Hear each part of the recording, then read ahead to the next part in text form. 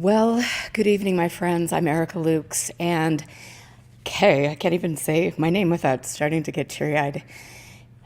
I want to thank all of you for being here from all over the world. I'm so amazed and blessed that I have people watching the show, sharing the show, liking and subscribing, and understanding that what I am trying to do with UFO Classified is to show you my journey as my opinions and thoughts change on things, as I learn more, and as I meet people that really shape my life. I might, at the end of the day, die. I probably will, without knowing whether ET is here or whether I'm really communicating with a ghost. Things like that. But at the end of the day, the most important thing for me is the connections that I make with the people that I've met. And I just want to say that my mentor, Barry Greenwood, has been so influential to me. My dear friend and mentor as well, Gordon Lohr. Okay, sorry. Okay, this is called Acting 101. Okay, actually I can't, but anyway.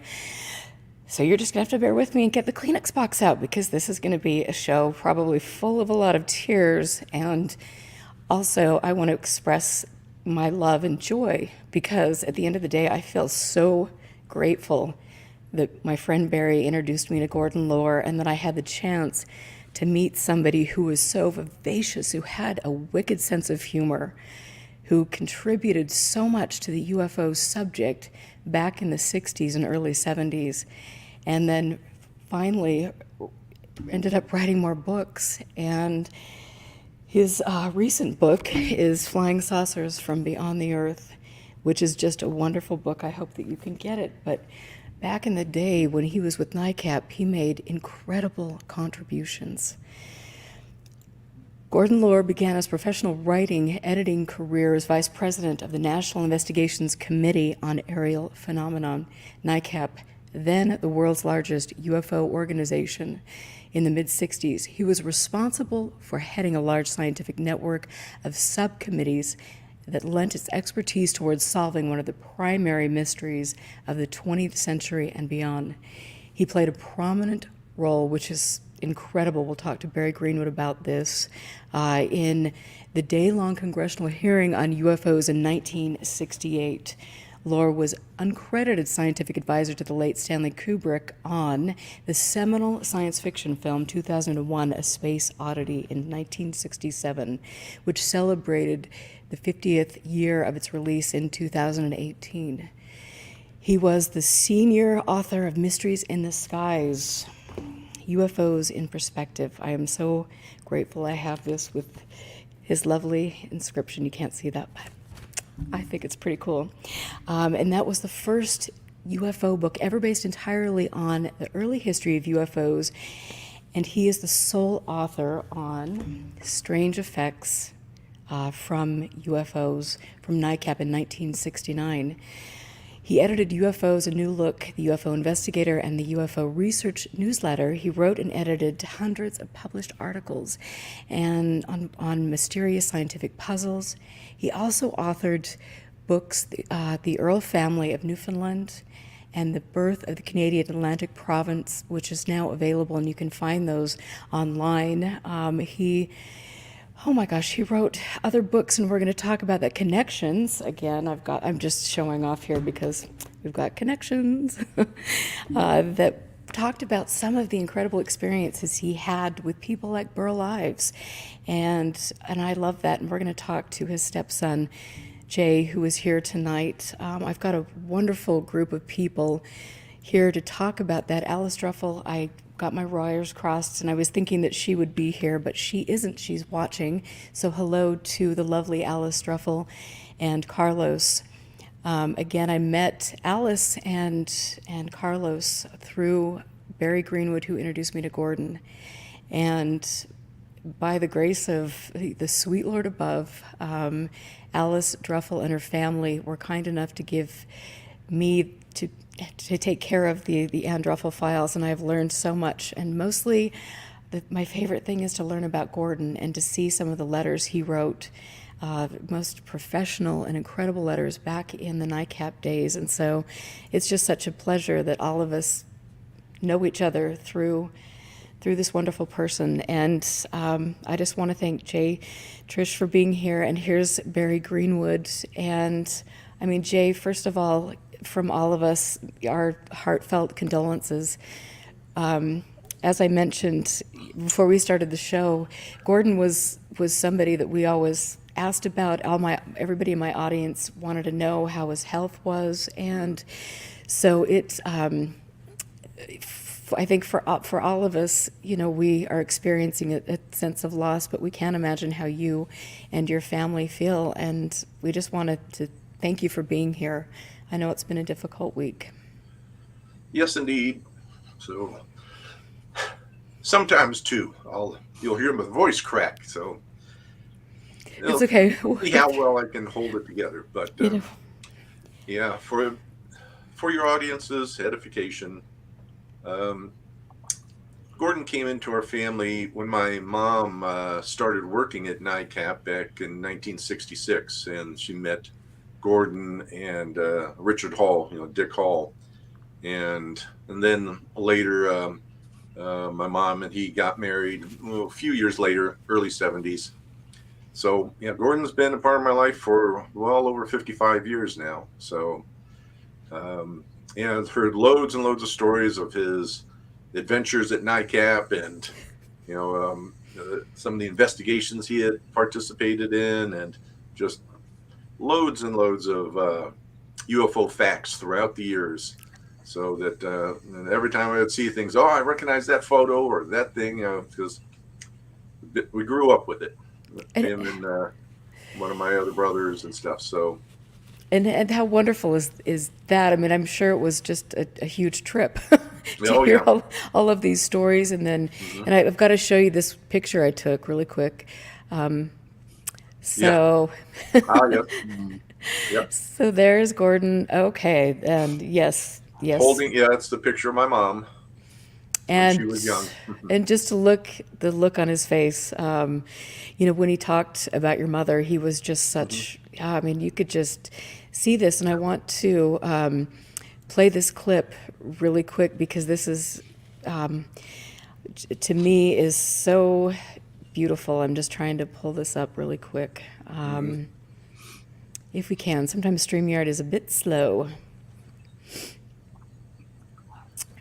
Clearly, StreamYard is very slow. Okay, and so here is this clip. We're going to play this right now. Or we're thinking about playing this right now. Yeah. See if it comes through.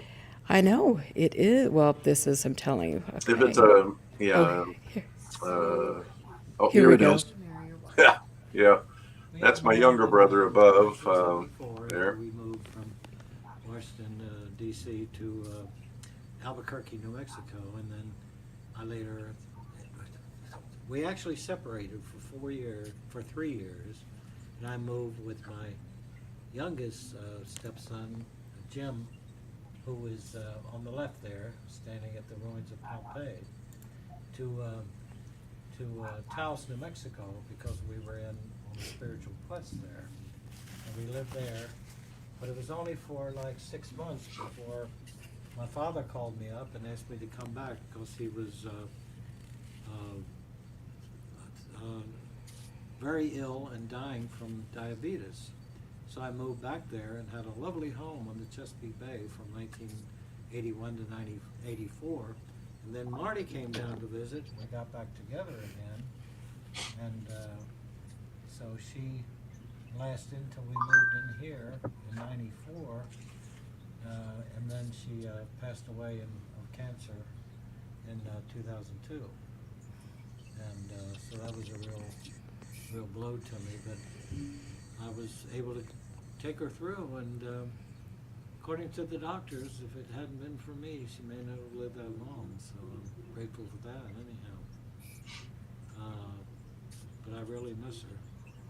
So I went on from there, and I finally got married in 1974. think it was June of '74. Yeah. After we moved to New Mexico, we were actually married in Albuquerque. But we had been involved for maybe 2 years before that. But I fell in love with her and her stepsons. I just think they were the family I wanted to have. Well, they love you. Yeah, yeah, I think they do, absolutely. How interesting. But Jay is the one who's been so supportive. He's a nice guy. Oh, You're he really lucky. really is. So yeah, and okay. So I mean, and I apologize for my camera skills, but I was having so much fun just sitting there talking, and I was so, just taking everything in, and I think the one thing that is very, very clear is that, he just loved you so much, and he was so appreciative of everything you did, and I mean, you were there with him, and you were helping him rehab and things, and so thank you from somebody who loves him, and so does Allis and Barry. All of us feel the same way about that. But sorry, hang on one. Oh, yeah. Sorry. Yeah, it's okay. Yeah, it's been a journey because it's been many years, that I've been helping him out on a regular basis. My mom passed. About almost 20 years. Let's see, we're coming up on 20 years now. Later this month or in March would be 20 years. And so he's been on his own. And then as a few years back, his knees were just getting so bad that he ended up just riding around on his scooter, as he was in that picture, that video there. He was sitting on his scooter, and things started just slowly going downhill for him. And so I just ended up helping him wherever he needed it. And, he was my movie buddy. He and I would go to the movies, each month or more, depending on what time of the year it was, if the movies were coming out. And he definitely loved that. He's such a fan of movies, between UFOs, movies, the sea, Civil War. Those are like some of his favorite topics. Wow. And just knew loads and loads and loads of information on all those topics. It was fun to talk to him. In fact, Barry and Gordon and I would have, these three-way conversations, and we would talk about movies. We all love old movies, and, I could mention any actor or actress in the world, and Gordon would recite every single movie that they'd been in. Mm-hmm. And, we loved Cary Grant. I mean, all of these, Bell, Book, and Candle, all of these old movies. And in Connections, he wrote about some of the experiences that he had with some of these people that were very influential in the film industry. And so tell us about Burl Ives, because Burl Ives was the mother lode. Yeah, that was one of his favorite people he met. Is he grew up on just off the Chesapeake in a little area called Solomon's Islands, or Solomon's, Maryland. And his dad and granddad and great-granddad, were running an oyster business, and so they were a well-off family there in Southern Maryland, and his dad had a marina.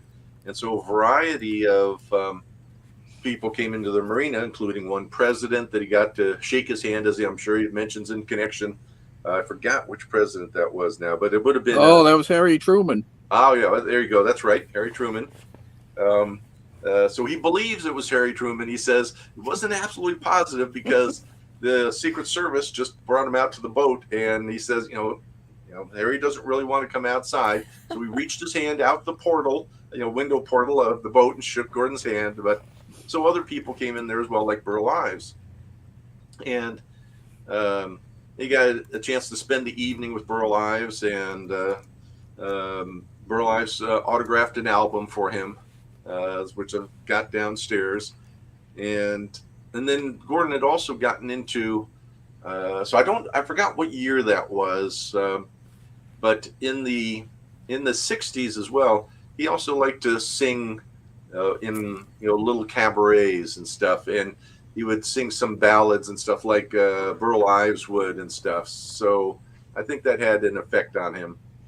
And I remember, and I've got a video that I will play in a little bit, but I've actually got him singing, which is wonderful. But I mean, he was professionally trained in that and piano and guitar and you know he loved that, and he had an important meeting with somebody when he was singing in one of these clubs. And can you tell us a little bit about that?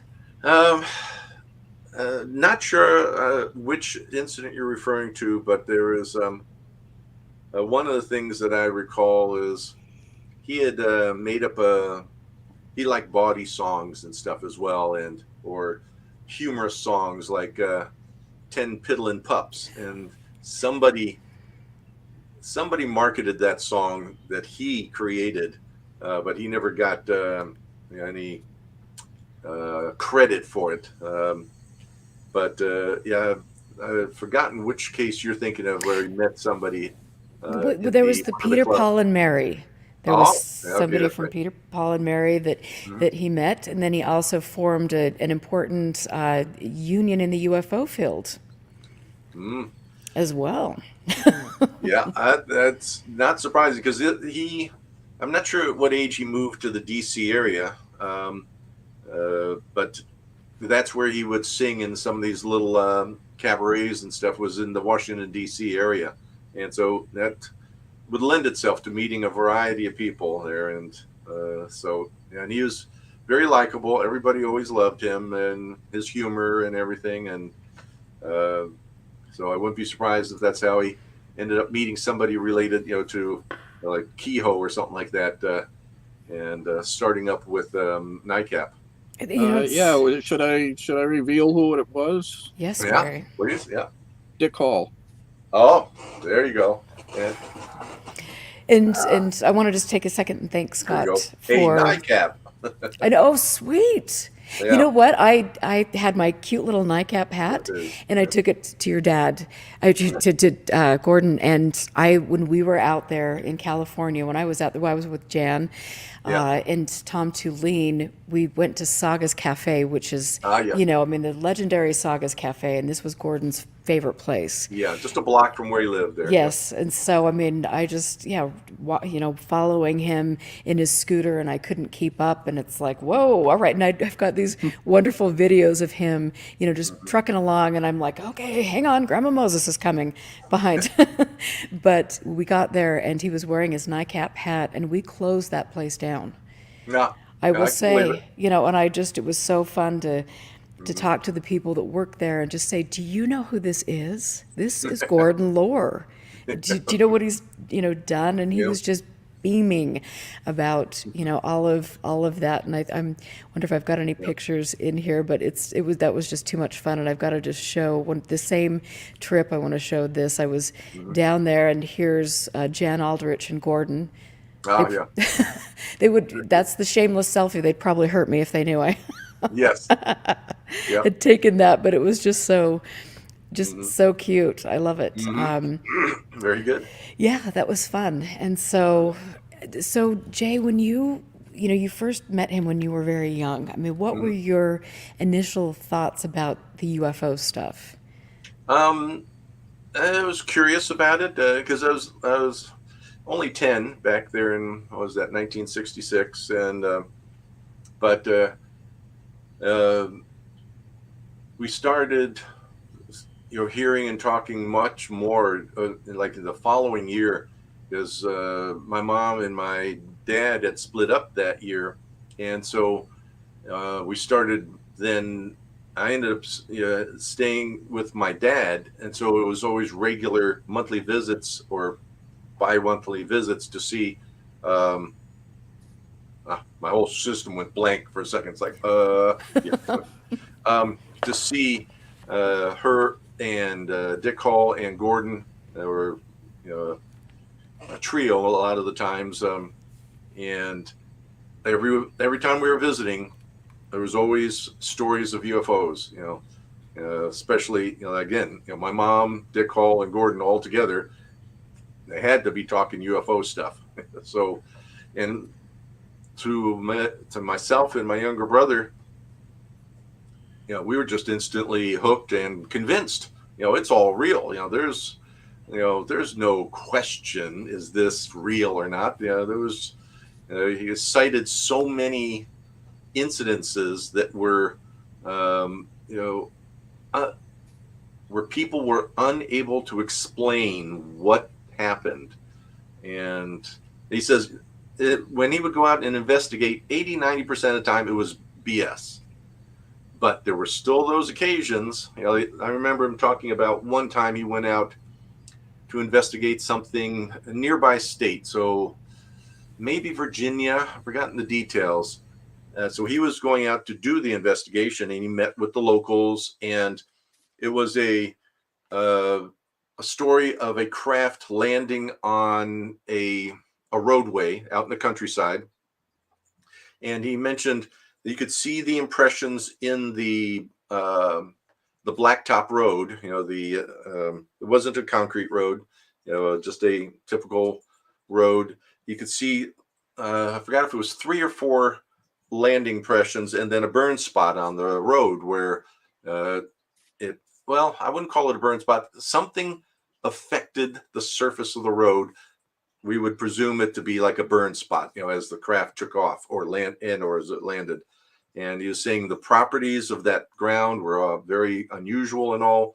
And it was just one of many stories of talking about when he would go out to investigate things, and would come back with going, this nobody could explain why things were the way they were. It's like that would have been pretty interesting if somebody could have faked that stuff.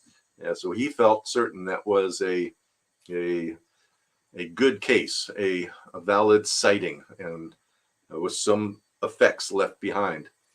So every time we got together, there were stories of UFOs and stuff. That must have been so exciting.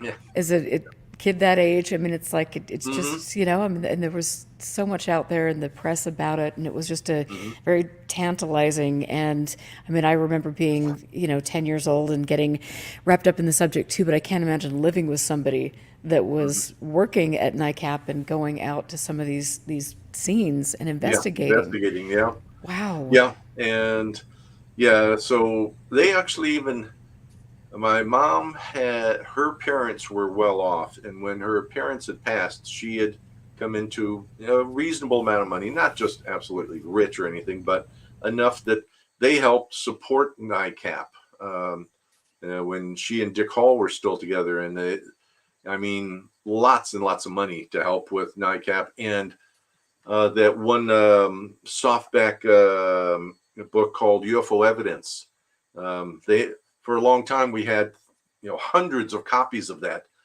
in the basement, because they had ended up, that was, something they were given because of all the money they had contributed to NICAP, trying to keep things afloat. And so it's just real unfortunate how things, it ended up turning out at NICAP. So it is what it is, though. But and it was interesting because, I know that Gordon had, there was obviously the Stuart Nixon came in, and then there was, them pushing Kehoe and Gordon out. And that was one of those things that was pretty, obviously that was very upsetting to him, because he was trying to keep the organization afloat.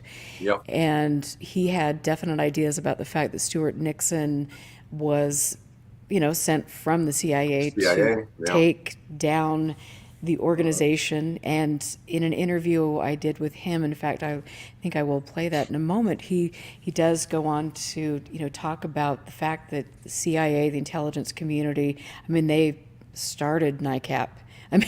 There was a lot going on with people, and he recounts different CIA people coming into NICAP headquarters and looking through documents and things. And so it was very interesting time. And Barry, what do you, I know we've talked about this, and you and Gordon and I have talked about this, but what happened with Stuart Nixon, with Gordon and Kehoe in those final days before they were ousted from NICAP? Uh, I think one of the major problems with NICAP was money. They couldn't seem to handle finances very well, despite the fact that uh, Jay, your relatives Hmm. were able to give a lot of money, but Hmm.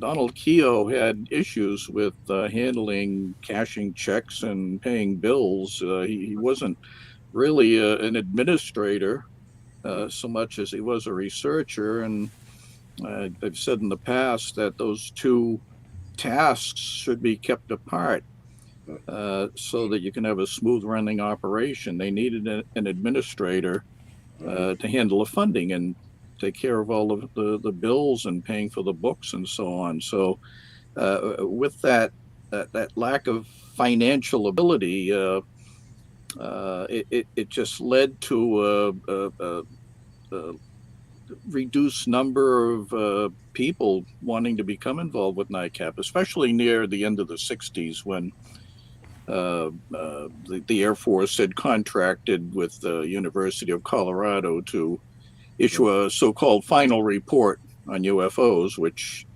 really was intended to just put the subject away and get it off their backs. Uh, but with the stories about the report coming out and the negative rumors about it was evident that the subject was in trouble, and NICAP uh, had a hard time keeping up with that. And towards the end, the board decided to get rid of Kehoe and for less clear reasons, Gordon, because he was the assistant director and Hmm. he was trying to keep the place afloat. Kehoe wasn't really in office at the time so much. He spent most of his time at his home in Lohr, Virginia, but Gordon was the in-office supervisor, and it really wasn't his fault that Kehoe had not paid attention to the funds. Kehoe had to bring it in from outside to give to Gordon to use. But nevertheless, Gordon was released as well. They may have thought he was like a loyalist to Kehoe, and that was it. There was a lot of office politics involved there. But Stuart Nixon stayed on. He had been there in the late 60s, and he stayed on afterwards with the new regime. And his interest was mainly in photographs, I understand. And he investigated cases like that. I've seen the case files when I've been through them the last few years, uh, trying to scan the whole lot for research purposes. But yeah, the 70s on NICAP wasn't nearly as effective as the 60s version, which was very exciting at the time. It was like a battle with the Air Force and trying to get the subject put Yep. over with people and try to drum up support for more research. It just circumstances didn't allow it, and there was much less interest in the 70s. NICAP lost a chunk of their membership to other organizations at the time, and they felt that the people, the potential members, thought that NICAP was just becoming more skeptical. And there was a skeptical tinge to what they were doing in their writings and all, although there was some pretty remarkable incidents described in their publications during those times. But again, they just couldn't overcome the financial problems, and they went under in 1980. And it's fascinating. And I wanted to show this picture because Mm. when I was out, visiting Gordon, this was in his files, and there he is looking so dapper with this With the pipe. pipe. Yeah. And I love that. And then here is, and thanks to Barry, who found this little gem. There's Gordon Lohr, check UFOs, engineers told a call for more scientific investigation of unidentified flying objects was sounded here Wednesday to aeronautical engineers. And then you've got this little article, and I don't think, I have not seen this until Barry showed this to me today. So this is very cool. And then there's also this little gem from Sarasota, and this talks about his co-author, Denault, when they went down with Mysteries of the Skies, UFOs in Perspective, Harold Denault, and they were down in Sarasota and talking about this and all of these great things. And so I'm going to post some of these wonderful articles to social media because I just think it's incredible to see all of these. And thank you, Barry, for providing that. That's really Sure. cool. Wonderful bits of history. And so let me ask you, Jay, I know that you were young and there was a lot going on in your young mind at that time, but when Gordon was ousted from NICAP, what kind of impact did that have on him?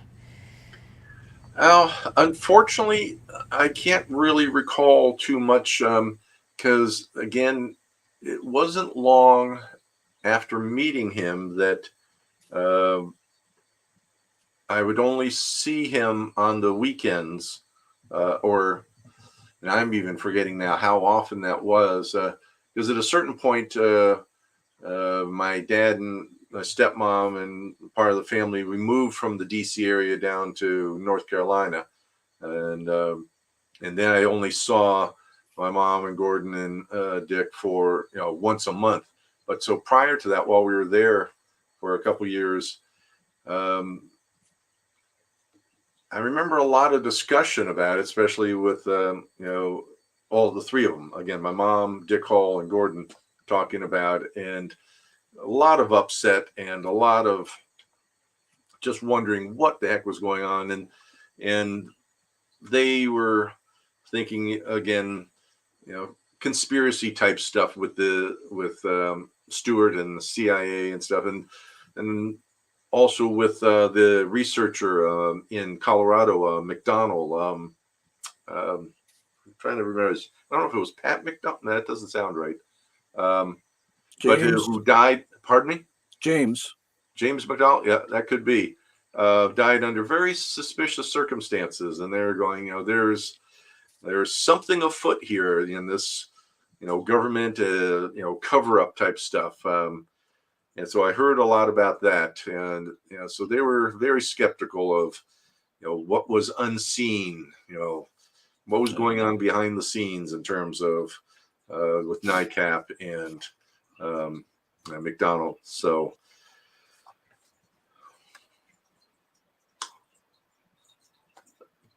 This book right here is, this was something that was written, a really important work by Anne Druffel, and this was, obviously about Dr. James McDonald and his incredible work. And there a lot of this has, mentions Gordon and his friendship and support of Dr. James McDonald, who was really a pioneer in so many fronts. In fact, I just found some remarkable paperwork from Barry Goldwater, about James McDonald and how James McDonald was really sounding an alarm about what we were doing in the environment. And he was on to so many things. But I remember Gordon recounting some of the wonderful experiences that he had, and he would often, they would spend evenings with James McDonald, and they would have all of these wonderful conversations. And when Dr. McDonald died, that was something that really shook him, as it did Anne Druffel as well. Yeah, that they were definitely weren't believing the suicide story or anything like that. But I don't know. Nobody that I'm aware of ever had any concrete proof of anything nefarious going on. Yeah, I can add a little to that, perhaps. There was a lot of suspicion at the time that maybe his death wasn't so innocent, or there was clearly a suicide up front, but people thought he might have been bumped off and all. But the fact is that McDonald had apparently carefully planned this, because sometime before his death, he had made another suicide attempt and only succeeded in blinding himself. Mm. And he spent time in the hospital recovering from that. And later he had himself checked out. He managed to get a gun from a pawn shop and have a cab take him out to a remote location, and he finished the job. There's evidence that his marriage was a real problem, and Okay. that was probably the primary reason for his state of mind then.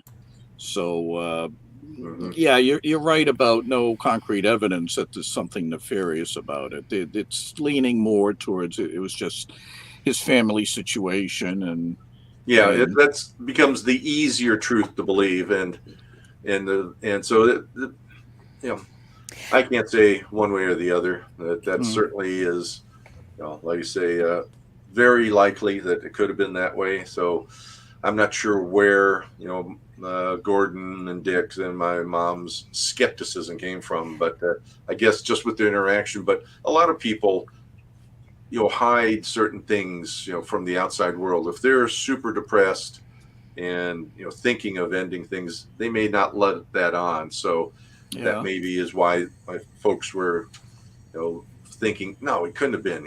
He seemed perfectly Yeah, yeah, So, I think there just wasn't enough information early on after his fine. death to tell what was the motivation behind it, and Yeah. only through his papers surfacing in later years and speaking to people who knew him and all did another story come about on that. okay, but let me just say, and I'm going to be the devil's advocate here, and I'm not one to push conspiracy theories, but Dr. James McDonald was onto a lot of different things, including, the potential for what we're doing to our environment and our planet. And I think that rubbed people along the wrong way. Mm, And I think also there is the fact that, Betsy McDonald was involved with the Black Panthers, and you've got all of these things where you would potentially have somebody that could be, that could be a threat to the establishment, to the powers that be. And I don't think, I don't know. I'm not saying well, that I his would death think that, wasn't a suicide, but I'm saying that there would be a lot of reason yeah. why Dr. James McDonald would be watched because he Well, was yeah, pushing boundaries. couple of things. McDonald, James McDonald, wasn't involved in the politics the way his wife was. He wanted to stay apart from that. He was more in his field and with the UFO topic and all, and he tried to stay within those boundaries. But Betsy was clearly involved in far left politics and the Black Panthers and all. She was much more embroiled with it. And, to answer your question about, whether they might have gotten rid of him, why didn't they get rid of her? She was the one in the politics. Well, because I think that he was maybe sounding an alarm about global warming and about things that are taking place to our environment. And, Yeah.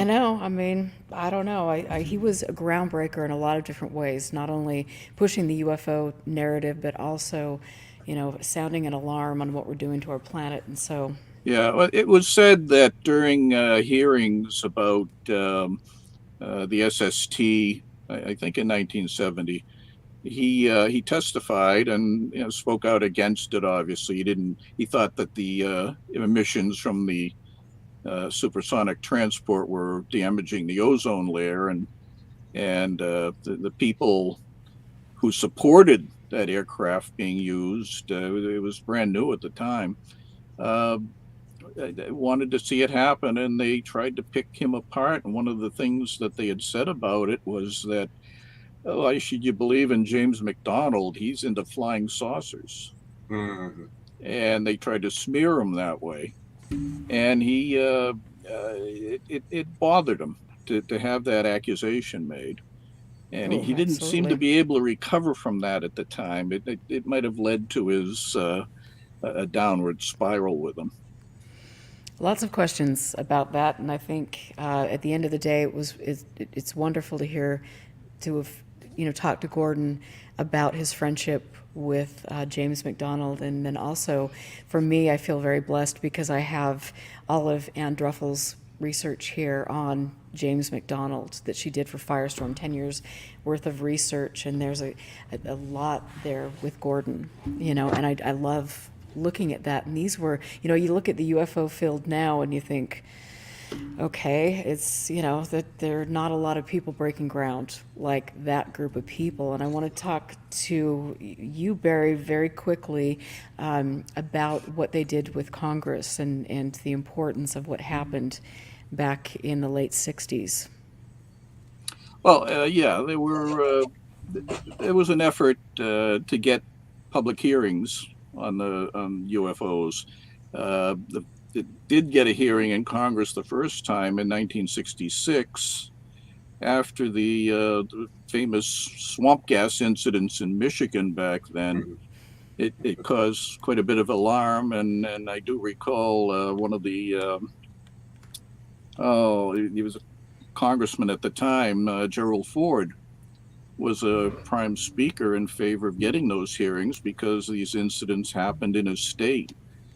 So those were held in, I believe, April, and it was quite impactful, I thought. A lot of people thought. It was reported in the press. The local investigator here, Ray Fowler, actually had his one of his case studies incorporated into the Congressional record about sightings in Exeter, New Hampshire, to demonstrate the importance of looking into this matter.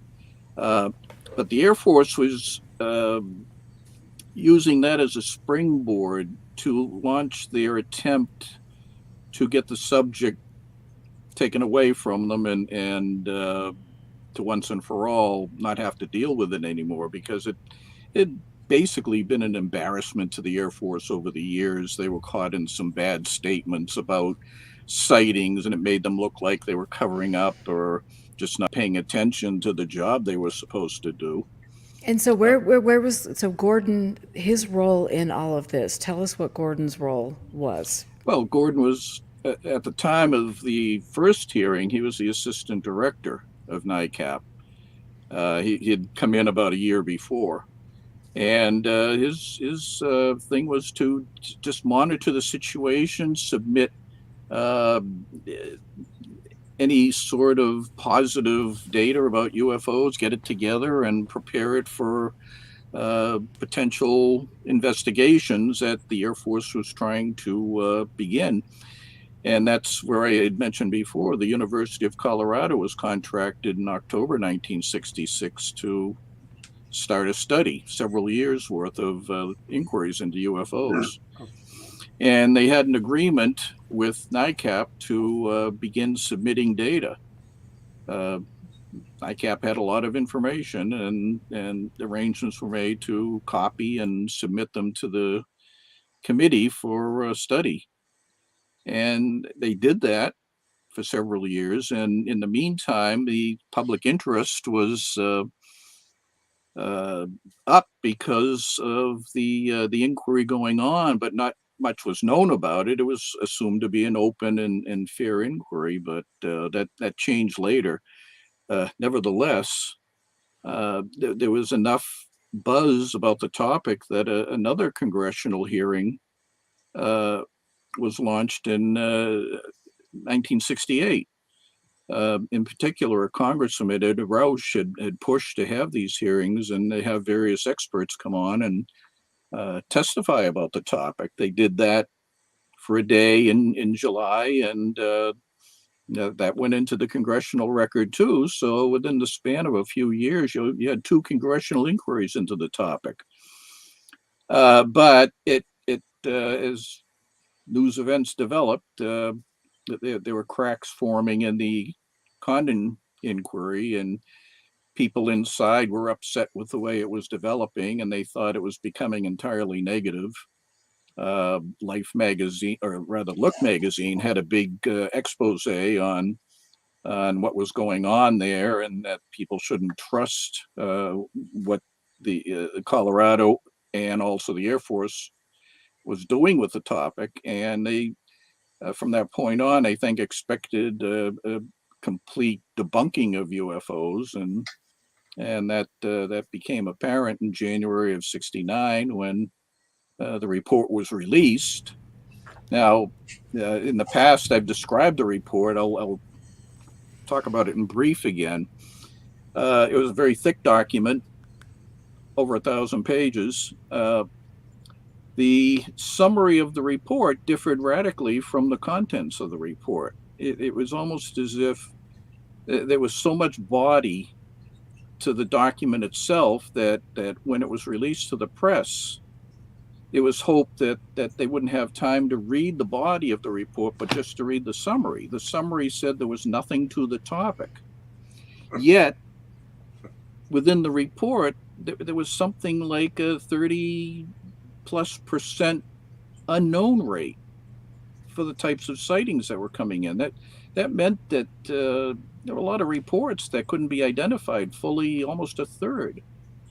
And that was a factor of about 6 times higher than the Air Force's own figure that they had given about their 20-year investigation. So it didn't make sense.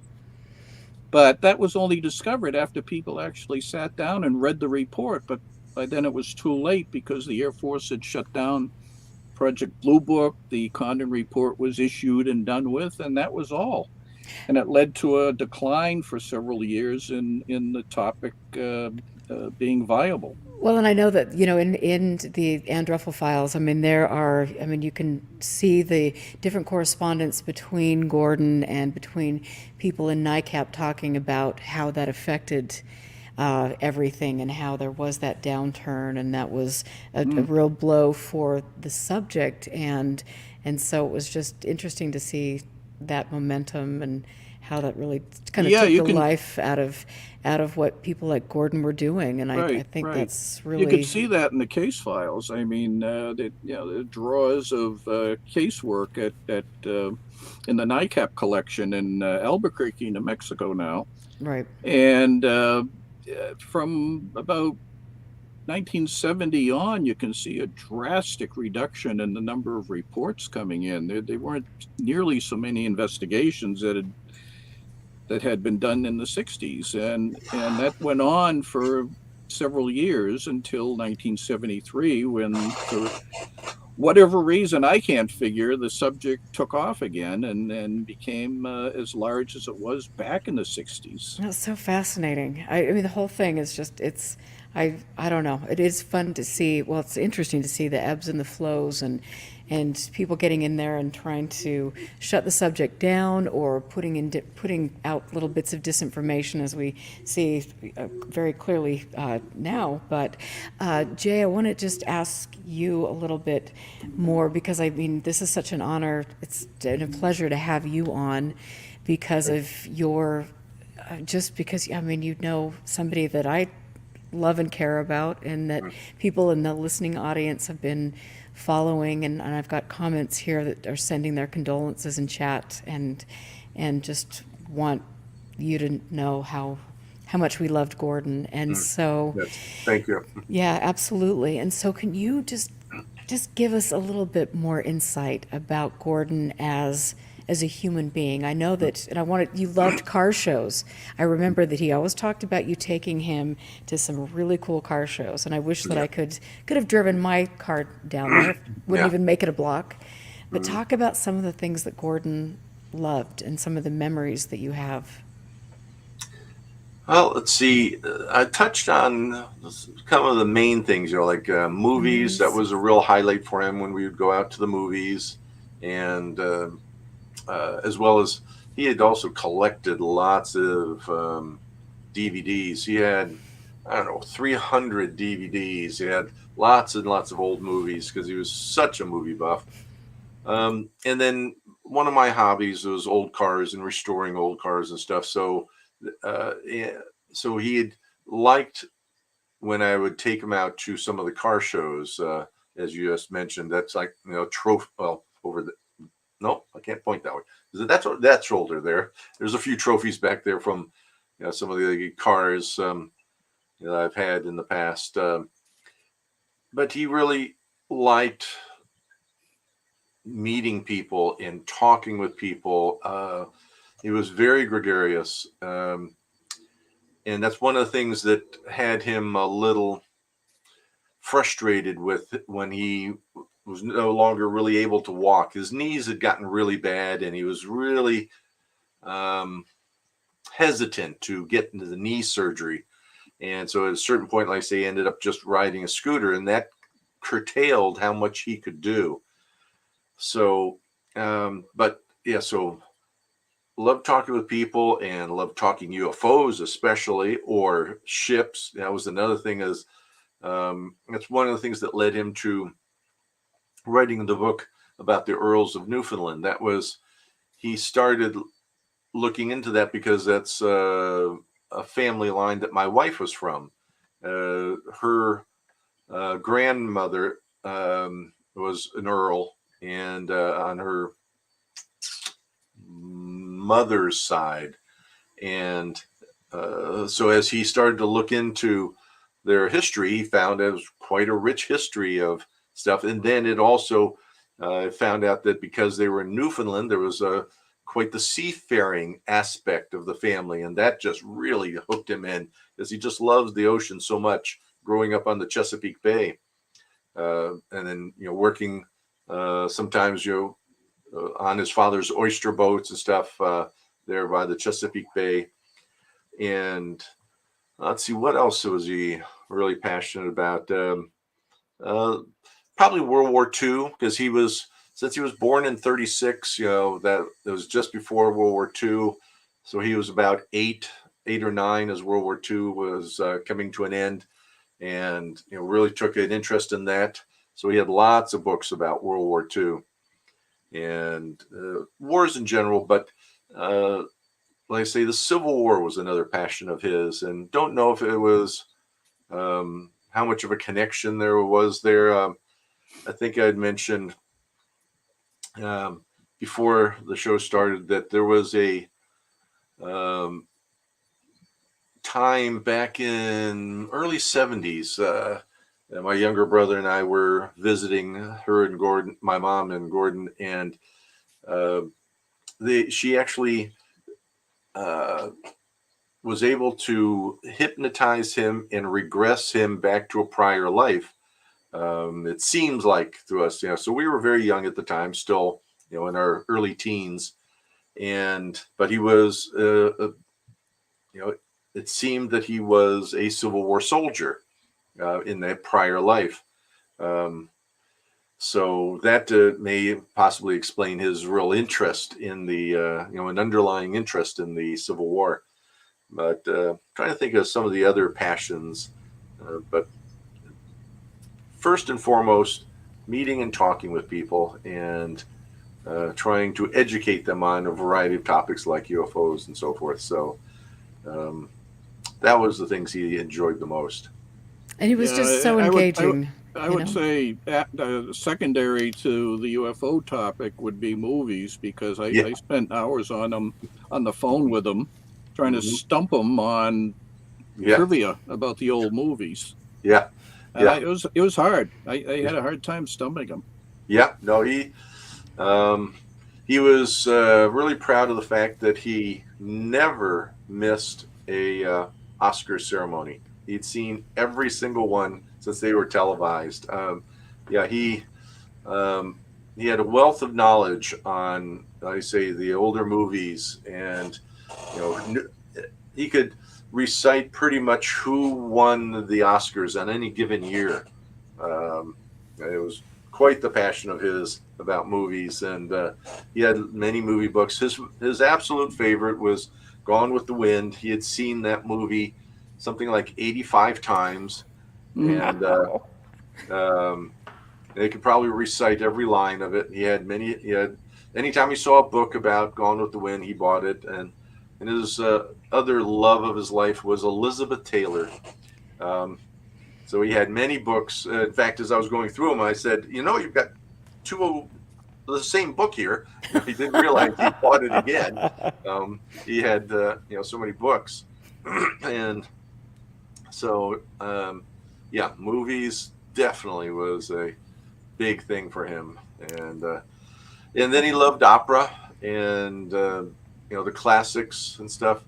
He even has a handful of records that are now over 100 years old. There's your audience is probably going to be aware of what a single song record known as a 45 is, and probably what the long playing album was, an LP, because it was multiple songs on one vinyl, those the 33. But he had these collection of 78s, single-sided 78s. Those are, Wow. like I say, over 100 years old, with Enrico Caruso singing. He was, I guess, a well-known tenor in the early 1900s. So, he just loved music as well, classical music, and as well. That's right up there with the movies too. Wow. And this, I remember, he had a picture of Elizabeth Taylor, right? Oh yeah, he had many pictures of Elizabeth. Any book that was on Elizabeth Taylor, he bought it. But didn't he must have had- didn't he have her autograph? Not sure if he had an autograph. Okay. But now, as I'm thinking books, so another passion of his was the Eastern religions. So he also did a book on. Oh geez, I even helped him with it now. Senility is terrible. Was that Ramakrishna? Yes, Ramakrishna, and but yet one of the Eastern religion gods.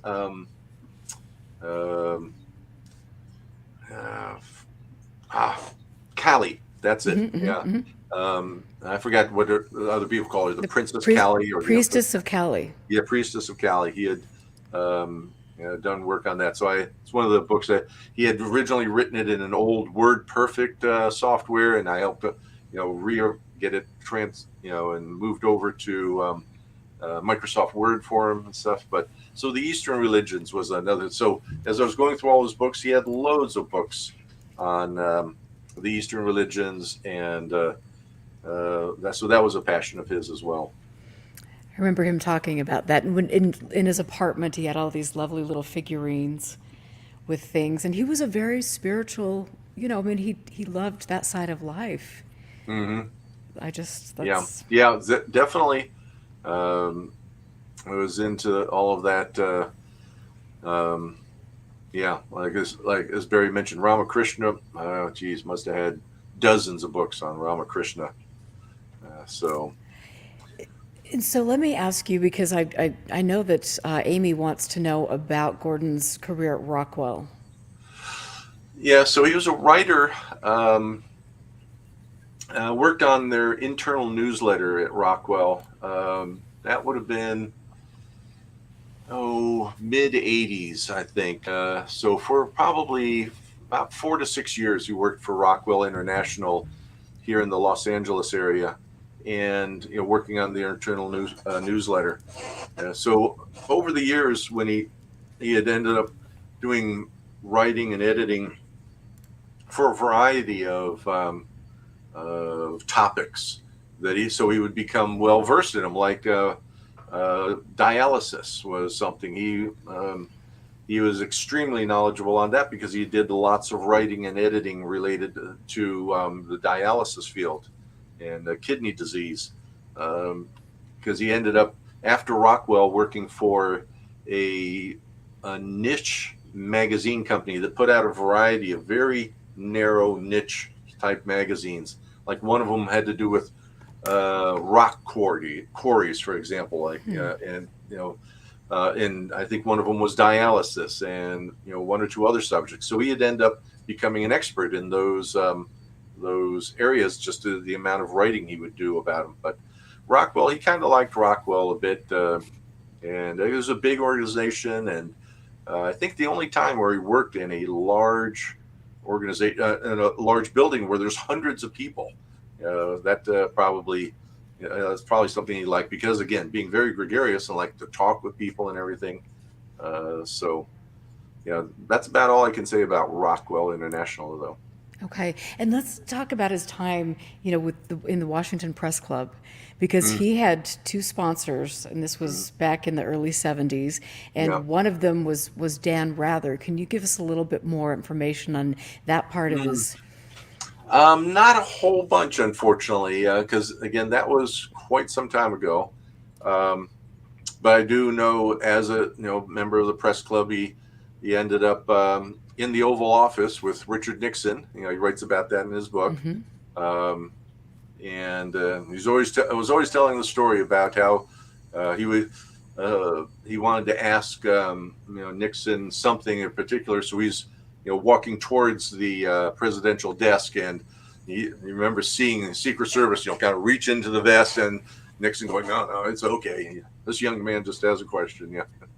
So, but yeah, so he has a number of stories from when he was in the Washington D.C. Press Club, or National Press Club, I should say. Well, and he just, all of his stories. I mean, it's like I'm sitting here with Yeah, all of that's his it. his Yeah. books, and it's like meeting Daryl Hannah, Yeah.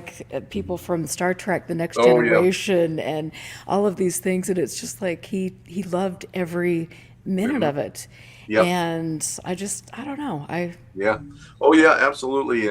Go ahead, Barry. Yeah, I was just going to say, I remember a few times when Gordon told me stories about his encounters with celebrities in Hollywood, that he met Daryl Hannah and Tina Louise and Liz Yeah. Taylor and all. I said, Gordon, you're telling me these stories about these actresses. Why didn't you ever go out with them? I mean, you were falling down on the job. You should have been all over that. And he would laugh his head off and say, well, he never really felt he had a chance with them, but Yeah. Well, and he was also in love with somebody else. So. Yeah. But Yeah. because that was during his days. One of the he had ended up working at what was called Beverly Hot Springs. Yes. It's in the Los Angeles area here, not very close to Hollywood, and so as he says in the book, lots of stars frequented those hot springs, and he was, I think, administrator there, something along those lines, and so got to meet lots and lots of stars. As you touched on, most of the stars from the Star Trek, the second Star Trek series, Next Generation. Yes, Next Generation. So most of those stars he had met, because they all seemed to like to come in there. In fact, he was the one that informed some of those stars when the original writer and author, and again, my memory is just going to, I imagine Barry will remember, Roddenberry, Gene Roddenberry had passed, and a bunch of the stars were there. He's the one that passed that information on to the stars about Gene Roddenberry passing. That's right. Yeah. So, and then, just other off the wall stuff. He met, King of England, that advocated the throne because he wanted to marry an American woman. He was on a ship crossing the Atlantic with, again, memory is failing me on the which King of England it was, but that was in the 60s or 70s where he advocated the throne because of, again, the scandal of wanting to marry an American woman. He was on the same ship. They did a lifeboat drill, and that former King of England had asked if he could help him with his life vest. So you got a chance to chat just a little bit with him. So it's, again, one more story that ends up in his book, Connections. But yeah, so many notable people that for one reason or another he'd run into in some capacity throughout all the years of his life. So, and he was so tickled. I mean, again, I remember, because you've heard this for 50 years, all these stories and things, but I just remember him, talking about some of these things, and he was just tickled with life. I mean, he loved, like you said, he loved meeting people. He loved these experiences. He loved the Chesapeake Bay. He loved, I mean, he was so full of life and Yeah. adventure and love. And there are very few people that have impressed me like that in my lifetime, just to remember, I don't know, just to have him in my life has been so special. It's been very, very cool. So, and I would definitely, if people can, go get connections, a lifetime journey through the world of celebrity. I mean, this is such a fun look at Gordon's life. And I don't know, I don't think you can still find mysteries in the skies. I think this has been Just on out- Amazon from time to time, somebody would be selling, or eBay. So he would buy up copies as they would show up. So we've got, I don't know, about 3 or 4 copies of that sitting around now. Is that how he jacked his sales up? He bought his own book. Yeah, he wishes he got some revenue from the books, because back then the publishing companies really got the bulk of the revenue. But he still, that's the only book, unfortunately, that really got him some revenue. All his books over the last several years, I just kind of wonder how much the other publisher was holding back, because it's just unfortunate that he didn't see very much from the recent books. But, and I always but he think loved writing. He did, and he's so good at it. And I think, maybe if there's, I don't know if there would be a way to get some of his older books out again on Kindle or things. Because that seems to be the new way, and we're losing. Yeah. Unfortunately, it's sad that the books are a thing of the past, and we're getting things online, because I love holding a book, and I think that's important. But yeah, or even audiobook versions. I wouldn't mind, trying to read some of his books for audio purposes. But that would be that's neat. Yeah, that's a challenge. Right. Well, it you have a is. lot of books behind you to hold. Yeah. Yes, indeed. I do, and I do this is me in my life. I am a complete nerd, and I'm totally down with it. I sit here with big stacks of, documents and things in my lap and books, and I get to read all of this, and then, like I said, look back at some of the Anne Druffel files and read his correspondence with Gordon, or read her correspondence with Gordon and some of the other people in NICAP, and to me, it's the coolest thing. I mean, I'll never date again. In fact, I think most of my friends have prohibited me from dating again, so just stick to UFOs, be a nerd. Yeah, there you go. Do what you're good at. But I want to just take a little second and thank everybody in chat. It's nice to see some new people here, and it's nice to see Steve and Scott and Amy and all of you who get in there and support the show and ask really thoughtful questions. And Drew, I really believe that I've got some of the best people in the world listening to the show, and granted, I might not be reaching the audience of some of these other people that talk about Ebens and different things. I know that I'm promoting good work and important people, and to me, to have a show about Gordon and to have had him on my show numerous times, and please go back and listen to those interviews, that is critical to maybe moving forward in a successful way and learning from history, because there are so many lessons that we can learn. And we really have lost some great pioneers in the subject. And, like I said, we need to remember what they've done for all of us, especially Gordon. So, Yeah.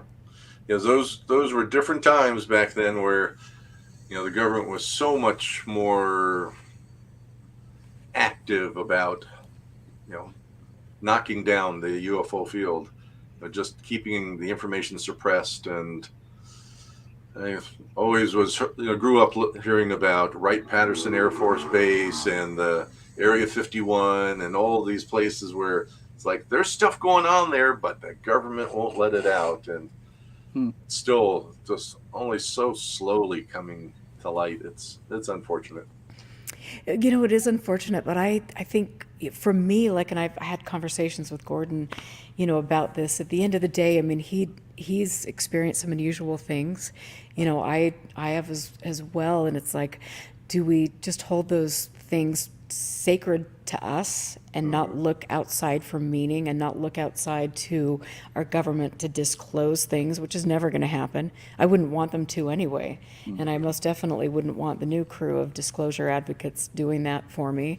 And I think we hold on to what we've experienced, and that's a wonderful thing. So, but I want to show this picture really quickly of Gordon because first of all, he just looks so handsome. And he was drafted into the Army back in 1958. Yeah.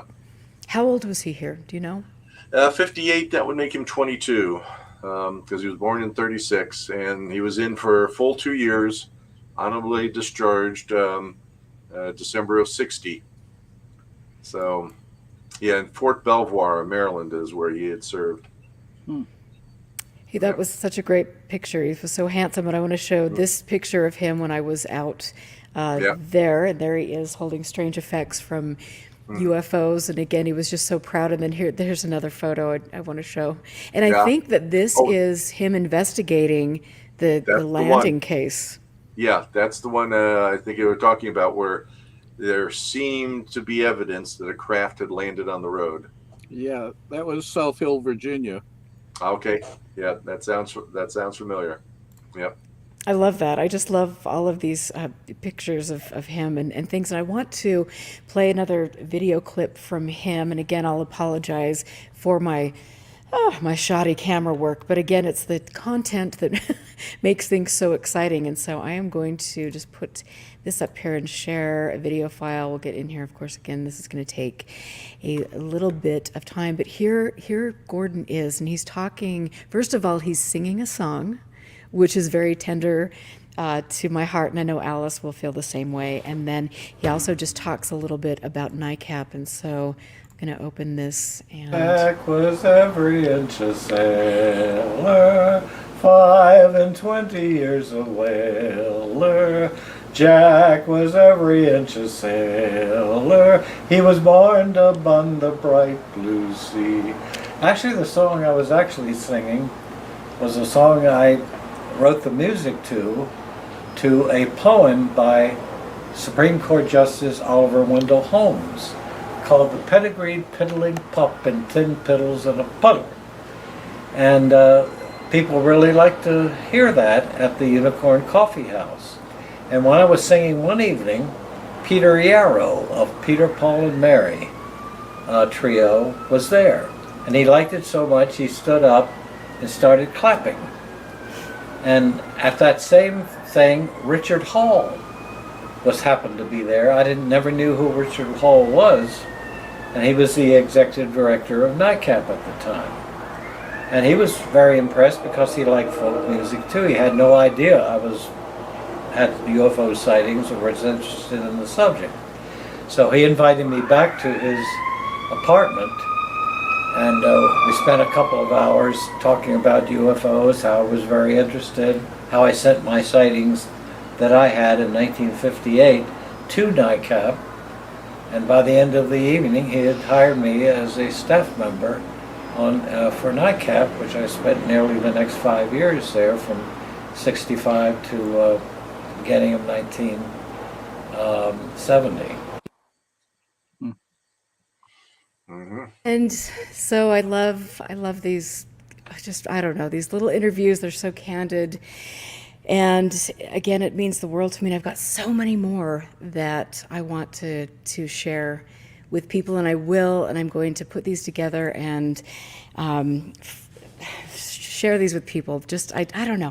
What do you think, Jay, when you see him talking about this? No, it's, yeah.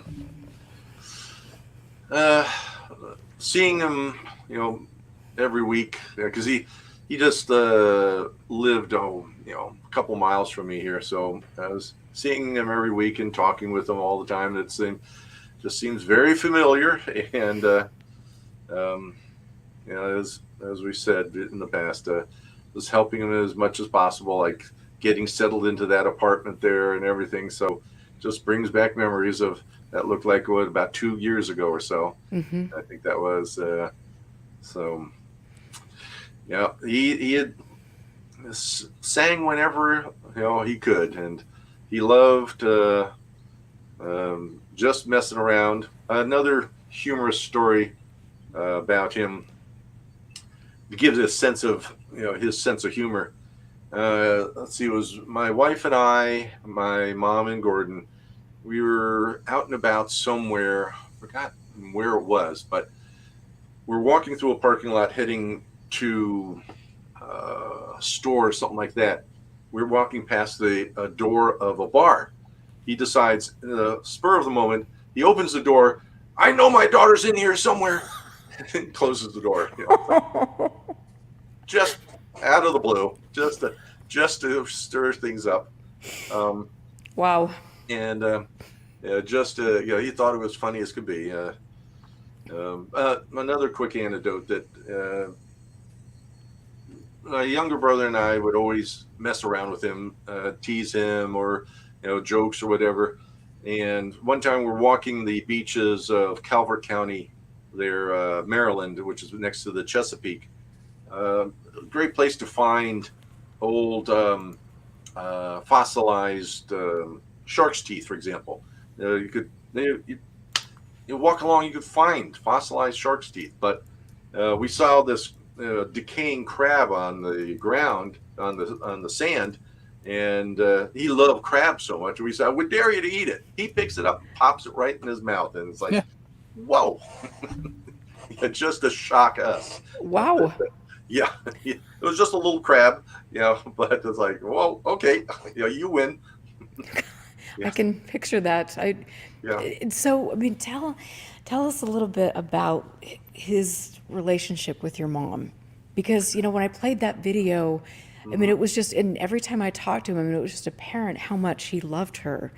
And I think the one thing Allis and I were talking about this week was just, we kind of hold a little bit of solace because we like to think that they're together now, and he's hanging out with James McDonald, and all of these wonderful things. And so, I mean, just talk about their love story.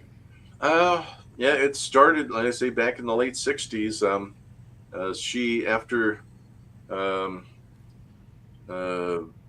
they got together, late '60s, early '70s. Got married around 73, I think it was, 73 or 74. And she had a similar sense of humor. She had all the same interests, whether it's paranormal, UFOs, so forth. And so they were just a good fit. And it was tough on him, the final year of her life. Her health had gone downhill because of cancer, and it got to the point where she was giving up on herself and had become bedridden, and he had to feed her through a tube into the stomach. Her because of radiation and all from cancer, she had lost the ability to swallow. So he was having to care for her daily for nearly a year, and it was really tough on him. It's tough to be the caregiver sometimes, but it was his love that got him through it. And as I said, she had passed back in '02, so about 20 years ago, almost exactly 20 years ago. But through thick and thin, they had a lot of common interests, and especially with trying to experience the spiritual and stuff, even going in his book, like he says, to Chaco Canyon in New Mexico to try to commune with the spirits there of Chaco Canyon. The two of them went, and so they had a lot of good times together, and they just seemed to be meant for each other. Wow. So. That's such a lovely story. I mean, you could just see, like I said, you could just see that in his eyes, and in that video clip that I played at the first of the show, just where he just looks off to the side and just says, he says, "I miss her," and that was something he always said. And so that was. And I wouldn't be surprised if it had a little bit to do with Liz Taylor, because she bore a vague resemblance, tall brunette. And so forth. So it's Yeah. But like I say, they were together for a long time. Nearly 30 years. Wow. But they had known each other longer. But like I say, she had been married to Dick Hall for a few years, and that didn't seem to really work out. And so that's when, shortly thereafter, she and Gordon got married. So. And so how did Dick, I mean, I know that you were young then, but how did things go with Gordon and Dick after that? Was there any sense of... I didn't really hear of any issues or anything. There may have been, but they didn't really speak about it. He and my mom. But I believe they kept in contact, and he was still very saddened, when Dick Hall passed. What was that, 5-6 years ago? Mm-hmm. Because they were longtime friends, ever since, as you said there, when he met him in the that place he was singing in the, what was that, mid 60s. So, And it did seem like that they were just all fast Mm-hmm. friends, Mm-hmm. and I love that camaraderie, and even seeing some old photos. I remember we were at Saga's Cafe, of Mm-hmm. Tom Tulane and Jan Aldrich and Gordon and Mm-hmm. myself, and he was looking through his book, and just to see some of the photos of all of them, and they were just dressed to the nines, and they were, they just looked like they were having the best Yeah. time on the planet, and Yeah. I just... Wow, things were so cool. I wish I could have Yeah, 'cause lived in that time period. And because it was more at that time too, it was less publicly acceptable to talk about UFOs. Oh, you're a little crazy then if you're talking about UFOs. So to have other people that felt the same way and had the same beliefs that this is real, I'm sure that had a lot to do with it as well. Oh, it is always fun to find people like that, but that Mm-hmm. was such a, for me, and I've talked about this a lot with Barry. I mean, that there's something about that time period where things were so much more respectable in a lot of ways. I mean, you look at Gordon, and you look at some of the people that were out investigating, and it just seemed like there was a little bit more on the ball, perhaps, than you might see. I don't know. Maybe I don't know, but I think it was more serious. They would go out in suits and ties. You don't see all that much that way anymore, and I think the subject has become a lot goofier and sillier in many ways than it was back then. There was a big effort on the part of people who thought UFO research was worthwhile to put the subject over with everybody, with science, with government, with the public, and it just wasn't. They weren't too happy in places like NICAP or the Aerial Phenomena Research Organization for folks acting silly and trying to push silly narratives. I can imagine. And that's apparent. And so tell us, I want to know more stories. Like I don't even care if they have to do with UFOs, but just some fun things that your dad, like with the paranormal and like the exorcism, because he had an exorcist. Yeah. Well, something, I think while he was in college too, he had started to experiment with hypnotism, and he had told us, how he would run some experiments with people, just seeing, the power of the mind, for example, to hypnotize somebody and then tell them that he's going to touch a lit cigarette to their arm. So he touches their arm with a pencil, and their arm produced a burn. Because the mind believed it was and then he tells them, now you can heal that, so that by the time they came out of it, they didn't have anything, and they also made sure they didn't feel pain or anything like that. Say this is not good. You will not feel the pain. But so he really got into hypnotism, and for a number of years there back in his 20s, and again, all that part of really getting into the idea of the spirit lives on. The mind has much more power than we realize. Again, back to the Eastern religions and all that stuff.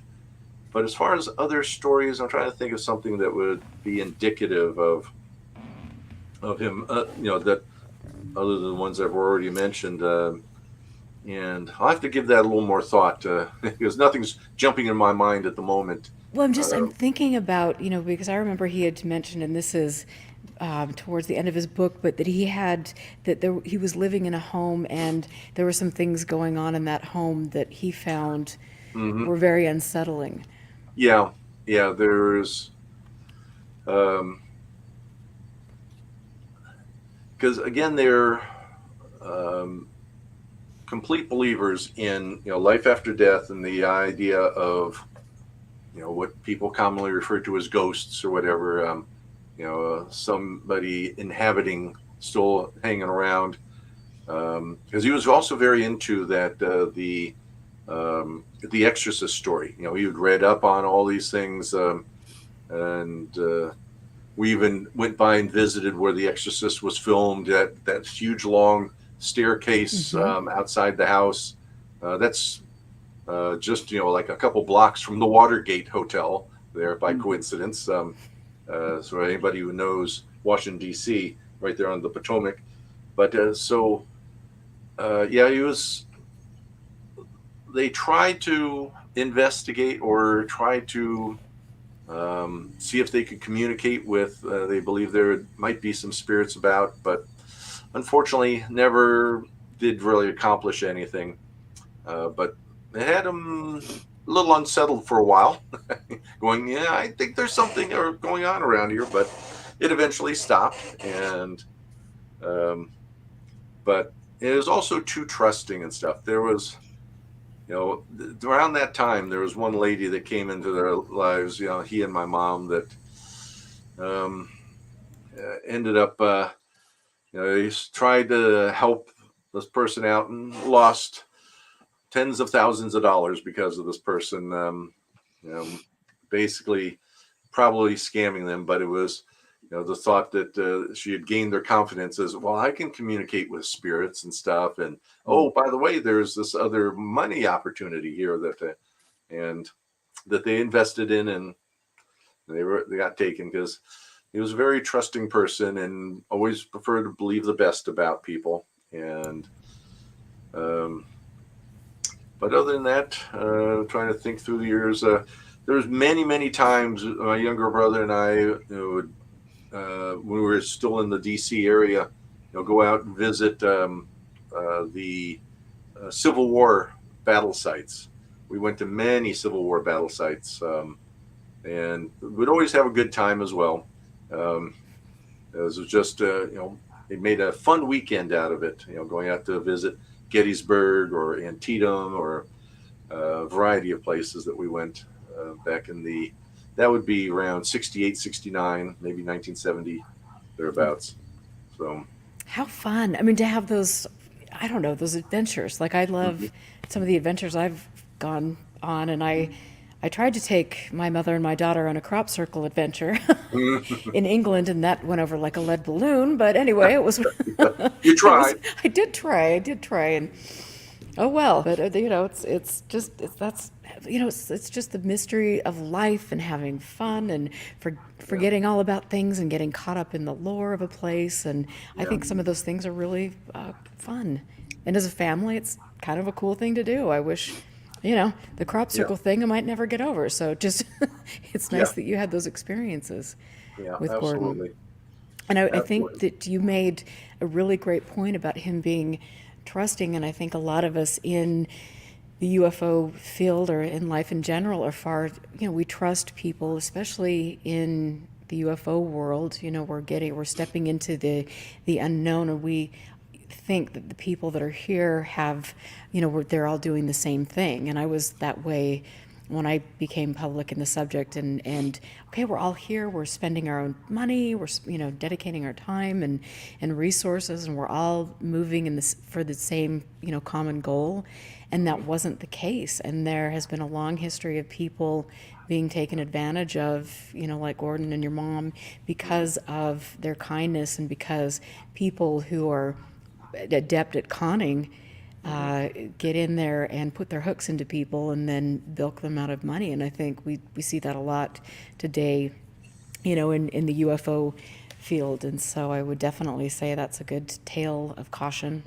for all of us to. Yeah, absolutely. Trust but verify. Wow. And the verify, would we?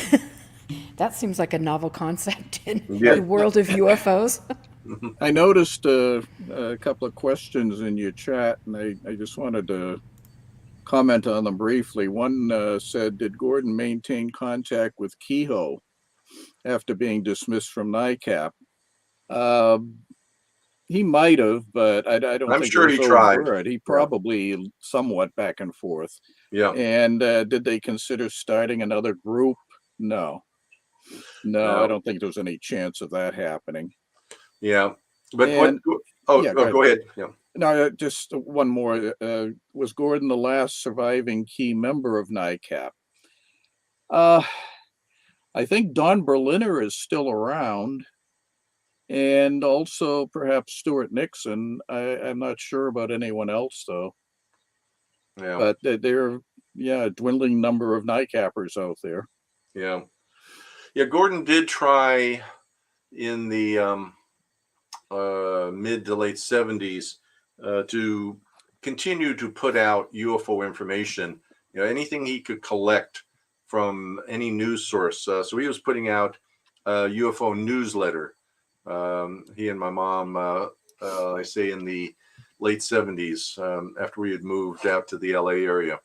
And so that was about the last main effort, tried to, contact as many people as he could, and built up a bit of a subscription. Yeah. A number of people subscribing to it. And at one point, he and my mom had contemplated doing a full-on magazine, of everything UFOs, paranormal, and so forth. And but never got off the ground. But that's about as far as he had taken it.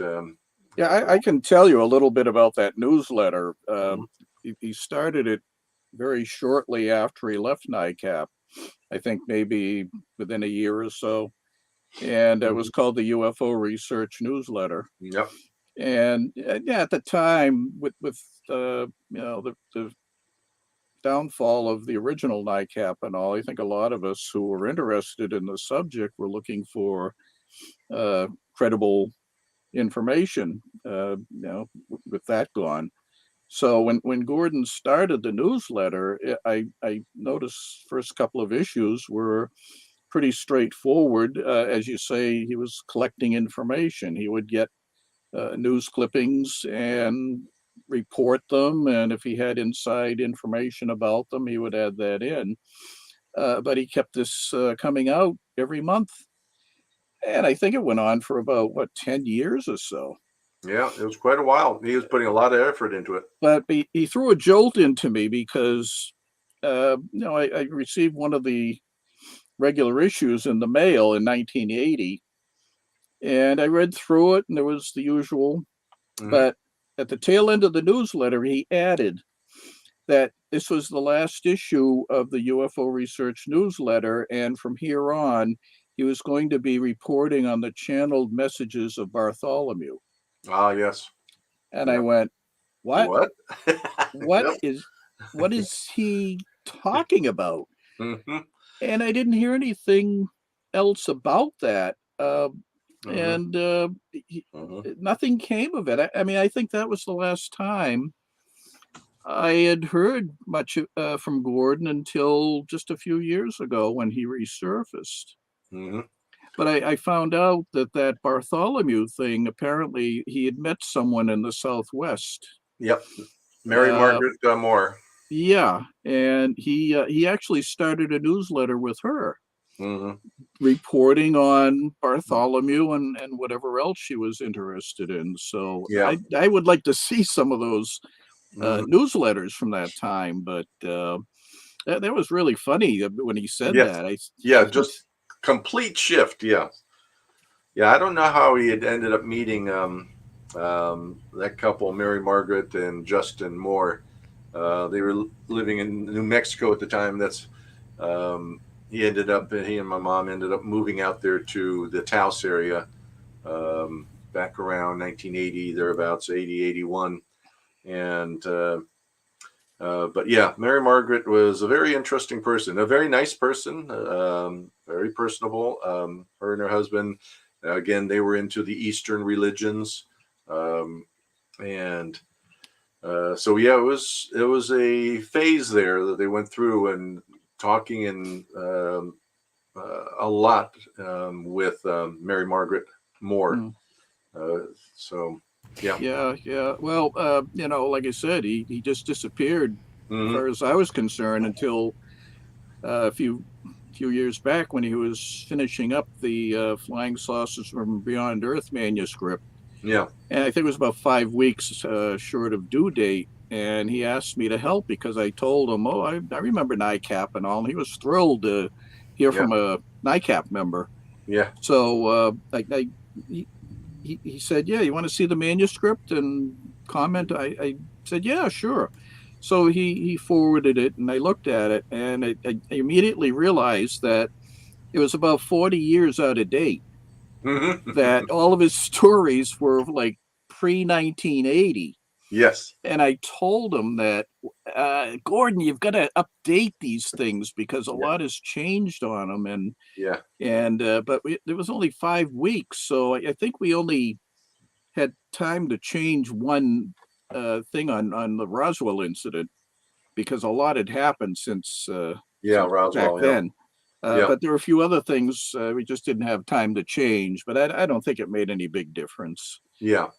So he came out with the book, and it was great. Hmm. Yeah.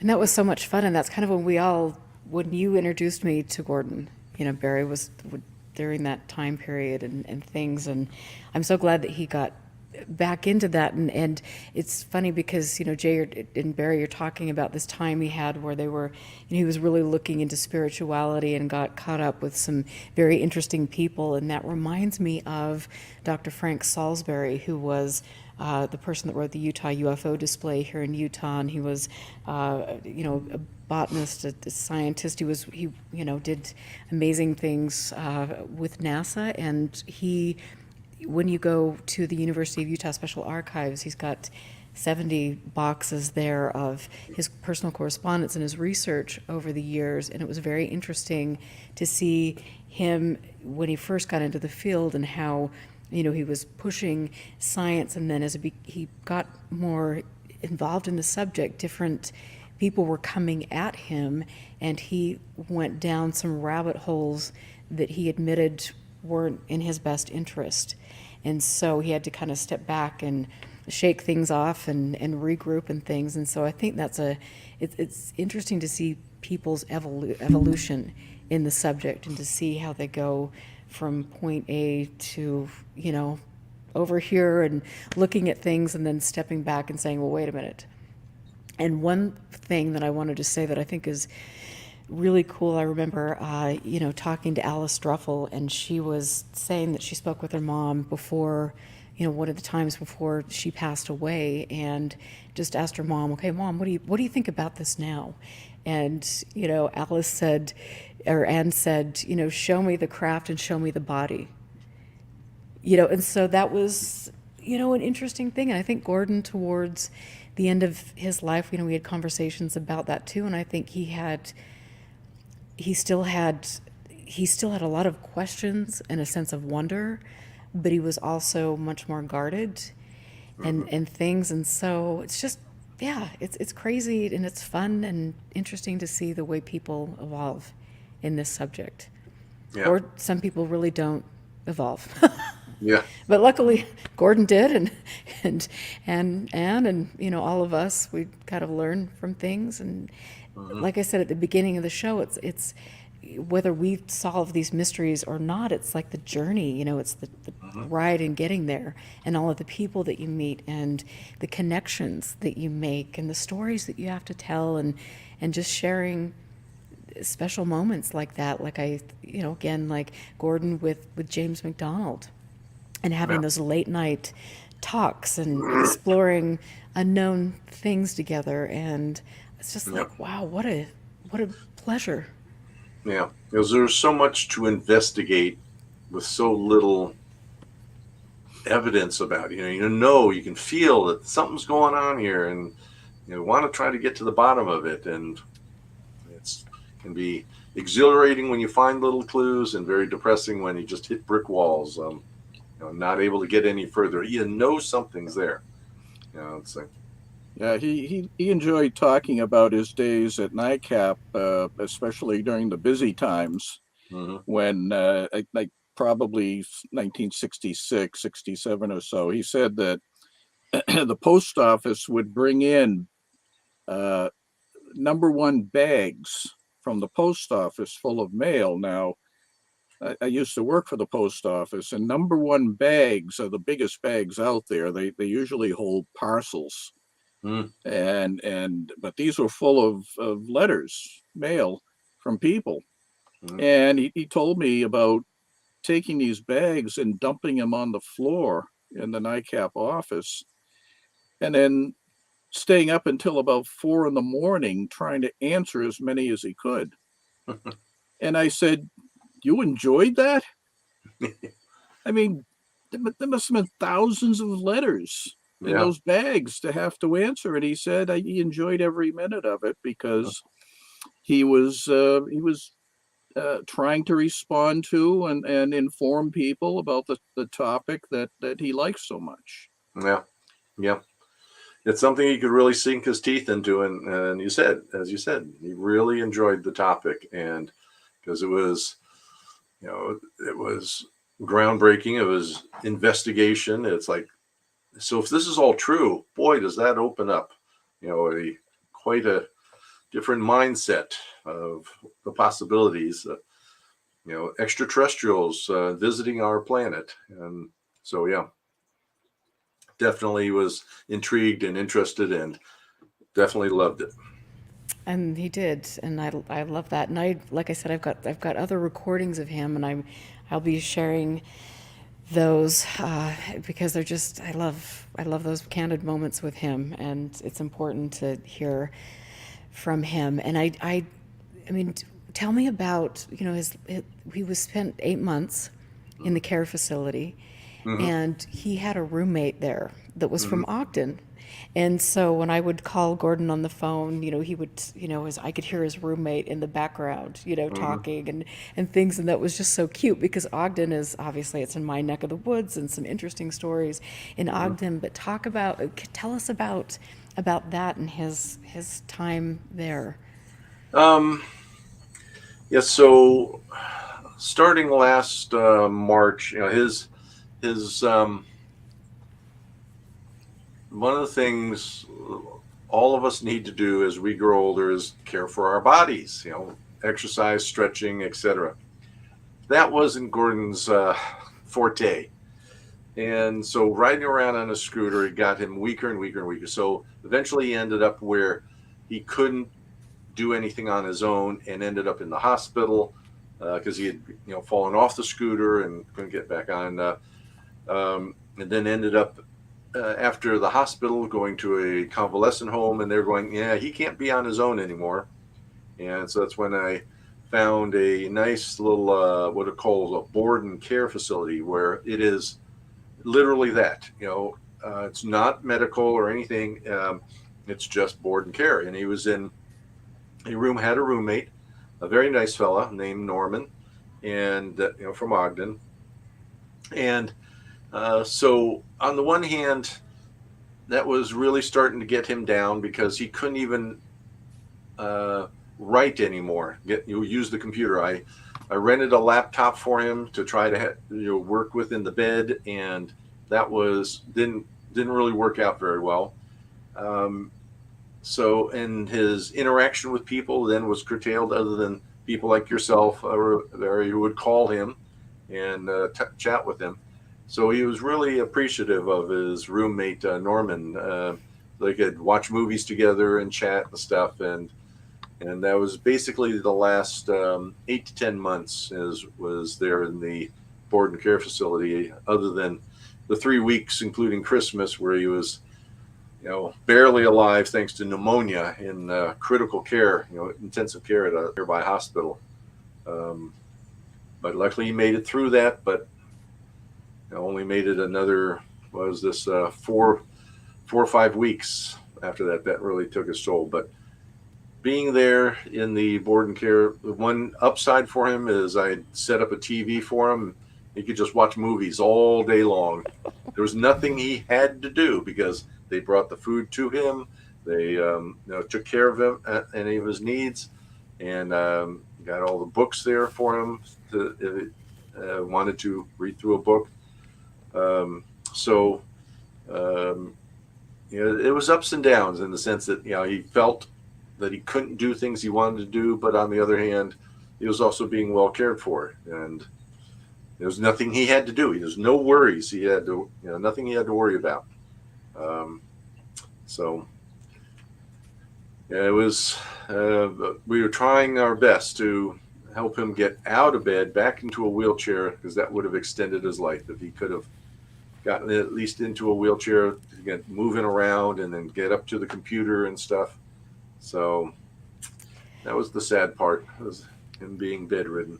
Well, and I know that he was, 85, and he really outlived his body, Yeah. I know that the doctors had given him a prognosis that he wasn't going to make it, by a Into long his shot. 80s, yeah. Right. Yep. And he just kept just kicking butt and wanted to hang on, and I will say, Gordon and I have been, and I've talked about this before, we've been in the process of writing a book, and because of my personal things and involvement with Skinwalker Ranch and some of the things that didn't manifest before he passed away, but I know, luckily, that he loved me and that he knows that we will get this done, and so that was a very, all of this has been really special, and Yep, he really was looking forward to getting yet another book out there, all about the amazing things that you've been into and everything. And so he kept wanting to try to get back. He said, I got to get back to the book with Erica. And so it was unfortunate. And, another 6 weeks would have been his birthday. So, yep. it's March. Yeah. Well, he was actually thinking about yet another book. No. One of the things he had in his files that Erica and Jan and Tom came across was a manuscript about the 1896-97 airships. Yeah, he loved airships. Yeah. Yeah, and he always talked about how he was able to get some really nice prints from the Library of Congress showing antique airships from the late 1800s, and he had this collection of stories which we have now. It's scanned, and he really wanted to finish that off and all, but it would have taken a lot of work, and I think at the time with Erica's book and his health and all that, I think that would have been too much of a big bite for him. So I said, well, we have the manuscript and all, and it's yours, and maybe someday we can get it out, because it was I think almost book length. Yeah. Wow. Yes, indeed.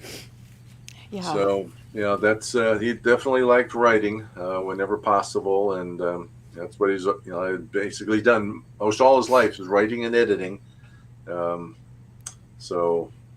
And he had such a lovely lilt about the way he wrote. It was so expressive, and he could tell a story with, 2 words, I mean, or very limited amounts of knowledge, and Yeah. make it fun and approachable. And, Hmm. I just think that was just definitely he had a gift. And I want to, really quickly, and I seriously am going to try not to lose it again, but I'm sorry. It's just, I think, like when, you hear about these things, it takes a while to process, things. And Jay, I can't imagine how hard that is for all of you. So I'm Yeah. sorry, but I want to show this, and this was written by Allis Druffel, and so I just think this is really beautiful. Slice of sunlight to my dear friend Gordon Lohr. A light went out on earth. Okay, somebody's gonna have to help me with this. And lit up in heaven, like the sea in low tide, calm, beautiful, reflecting the sun in the early morning. Your grateful spirit lived like the waves in different shores, touching mystery, water, desert, and earth. The real Forrest Gump, you seized adventure by the hand like a schoolyard friend, ready to ditch class and have some fun.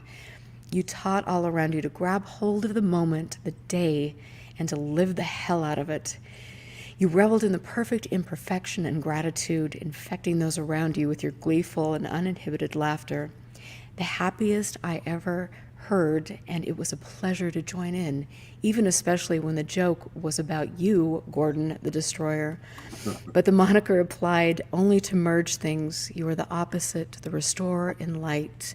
You bring joy and wholeness to challenges, light to mystery, strength in a voice of injustice, assuring and welcome presence to all, an amazing strength in your final difficulty, depth of the sea, like your life was absolutely well lived, but with the lilt and lightness of lifting gentle waves. And so that is, Allis, that's beautiful. And I'm very happy that you got to be there with Gordon, and see him. And I know that Gordon was just in love with Allis, too. Yeah. And the relationship that Gordon had with Anne, that was a very special thing. Yeah. And so any Yeah, so he passed Monday morning, and so luckily both Allis and I had visited him on the weekend. Allis on Saturday and myself on Sunday. So, you'd seen us both. I always used to joke with her and Gordon, because there's a number of times where both Allis and I were there at the same time visiting him, and told him the stories of Gordon the Destroyer, and the nickname I came up with, because there was nothing he couldn't destroy, whether it was just because he was not intentional. It's he was very single-minded about things he did, but he was very unaware of his surroundings. So for example, I mentioned he had a aluminum cane, and one day I was over at his apartment. I go, "How the heck did you bend this aluminum cane? I can barely bend it straight again." He's, "Oh, I just backed into it with a scooter." As well as when you were at his apartment, you saw the TV and the cabinet there that it was sitting on, and you saw pictures or books lined up in front of it on the floor. I always used to tease him about, "Oh, that's your latest target practice?" Because when it came to backing up in his scooter, it's like he backs up until he hits something. And he goes, "Okay, that's as far as I can go. Now I'll go forward." And so he was constantly destroying the pictures or whatever that he lined up on the floor, because he couldn't go up and hang them on the wall. And his walls were pretty much full anyways. And but that was just Gordon. He's like, or one time you saw where his computer was next to the rear sliding glass doors in his apartment. One time he drove through those sliding glass doors, the big sliding glass window. Oh boy. And but he's such a nice guy. Everybody likes him. So the building manager says, "Oh no, don't worry about it, Gordon. We'll take care of it." Like $300 to replace that sliding glass door. At the same time, another time, he's at his desk with the scooter. He opens a drawer behind him, is picking something out of the drawer. He's back to the computer. Then he's done. He gets it. He turns back on his scooter and backs up into that drawer just about ripping the desk in half. So yeah, so like I said, there's nothing he couldn't destroy. It's yeah, and he would just laugh about it. He was like, oh, geez, yeah, and so we would laugh about it as well, and that's where. I was always teasing him about there's nothing you can't destroy. And see that just shows me there's a reason I'm a kindred spirit with him. Yeah. Because, and I can only imagine us driving together. Thank the Lord that never happened, because Yes. we would be running over things big and small and Yeah. and things. Yeah, that's so funny. Yeah. I remember being there with him, and he's back up the scooter, just trying to turn around and Yeah. one thing down and another and. Yeah. It was maybe a throwback to bumper cars for him, as Yeah. a kid. It's just. Yeah, he doesn't look behind him. He just backs up. I wish I had known about that, because it would have told him you need guardrails in your house. Yes. Well, Yes. he curb feelers on his. Yeah. That would be good. I need those Yeah. just basically to walk. I think that would be Yeah.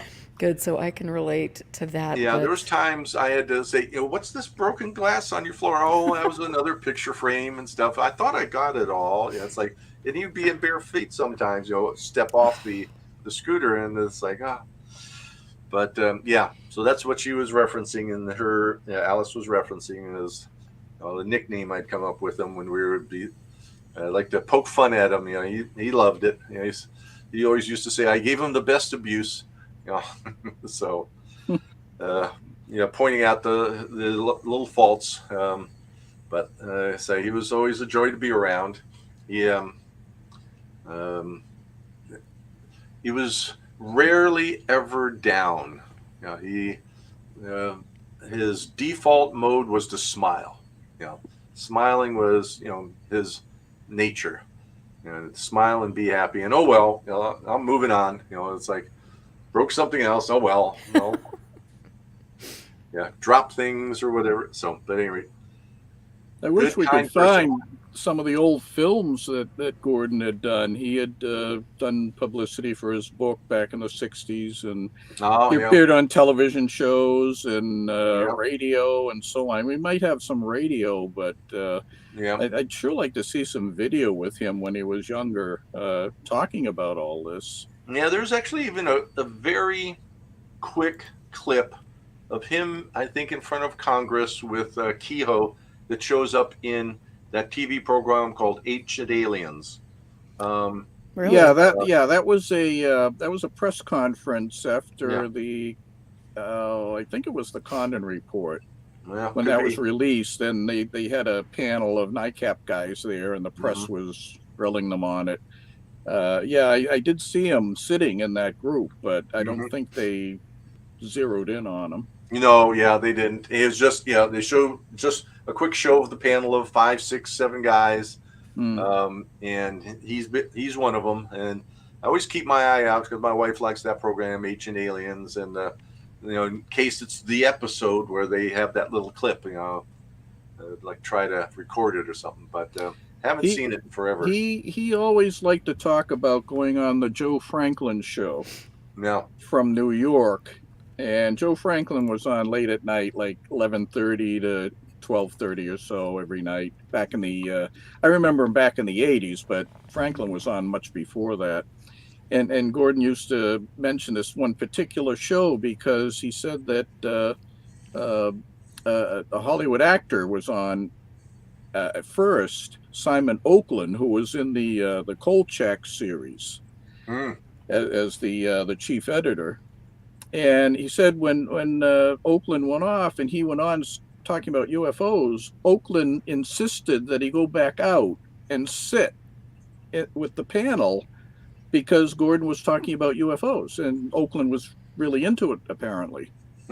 So I told Gordon one day, I said, gee, maybe I'll try to find something on it. And I poked around in the newspapers. And lo and behold, guess what I found? I found a listing with Simon Oakland, Gordon Lohr, and John Fuller was on too. He was the Incident at Exeter book. Yeah. But I found out it was the Cleveland Amory show instead of the Joe Franklin show. So I told Gordon about it. He says, "Oh, really?" He said, "Oh, oh, that's interesting." So anyway, I talked to him about a week later, and he went back on the story and said, I always remember that Joe Franklin show. Yeah, yeah, Okay, Gordon. That Yeah. was so yeah. funny. Well, I will tell you, his memory for 85 was Hmm. sharp as a tack, in my opinion. My memory, if I could only be half that, Hmm. together Yeah, at that age, that is just yeah. amazing. And so, Jay, just give us, because we're wrapping up the show, just what is what is the what is your lasting impression? What was the most important thing that Gordon gave to you or shared with you, instilled in you, and what will you miss the most? Um, Good question. I guess the interest in UFOs, because I've always, well, I was young, so from it seems like all my life, it's always been of interest. So anytime there's been any UFO movie or something, of course, Close Encounters of the Third Kind and so forth. And I remember him pointing out, hey, there's J. Allen Hynek did as a little cameo, is one of the final scenes and stuff. So I guess the interest in UFOs is probably one of the key things, and um, that's probably the main thing. Well, UFOs and the paranormal, things of that nature, uh, Eastern religions, because I feel strongly about all that as well, and that probably came from him. Well, I'm so grateful. I know that how busy you Mm-hmm. are, and for you to take out time to be with us and just give us little insights into Mm-hmm. somebody that left an impact on all of us is Yeah. really meaningful for me and for people listening. And I think it's so important for history, to have this on record. And if I do one thing in my life, I will make sure that people like Gordon are never forgotten, Mm. and That'd Ann be great. Druffel. And it's such a pleasure. That's a joy of life to Hmm. have known him. And so my deepest condolences for your family, and what is happening with Gordon. I know that he wanted his ashes Yeah. to, Yeah. His wish has always been to, he says, I have eaten so much seafood in my life. It seems fitting that I should be food for the sea, and so Huh. have his ashes spread out. So, we're on the northern edges of the Los Angeles metropolitan area, and due west of us is a little town called Ventura, California. So that's where we'll be chartering a little boat and heading out with a handful of people to spread his ashes. Probably in about a month or so. It might even, if we get close to his birthday, maybe we'll try to do something right about his birthday in early March. So that was his wishes. And then my younger brother lives in Hawaii, and he wants to take some of the ashes out there. And Gordon loved whale watching, and anytime we get out to do a whale watching expedition. So my younger brother, his plan is to take some of the ashes and go out on a whale watching cruise and spread the ashes there off of Hawaii. So we'll just about have the Pacific covered. well, that would be good. And obviously he would love that. He will be Yeah, getting around and having a wonderful time. And yeah, I have no doubt that he's was here with us tonight. And I am very grateful that he hmm has left me in charge of his work, his files, his hmm UFO files, and I cannot wait to see those, and I will care for them for the rest of my life. Wow, wonderful. So thank you, thank you, thank you. And I just want to show this wonderful picture of Gordon again, Hmm. because that just, again, that was his joy, that was his light. Yeah. Beautiful, beautiful human being. And Hmm. thank you, Jay, for being here. And thank you, Barry, for also your wonderful insight into the history of Hmm. the subject. Jay, my love, blessings to you Thank you very much for being here. And I want to thank everybody from UFO Classified and Bob and Scott for donating to the show. You can go to UFO Classified and become a Patreon and help continue to keep this show on the air. I love it. I love being here. Obviously, there's so many wonderful stories to tell. Gordon, I love you. I love you. So thank you all. Be safe and have a wonderful night. Thanks, Thank guys. Good night. You as well. Thank you. Thank you.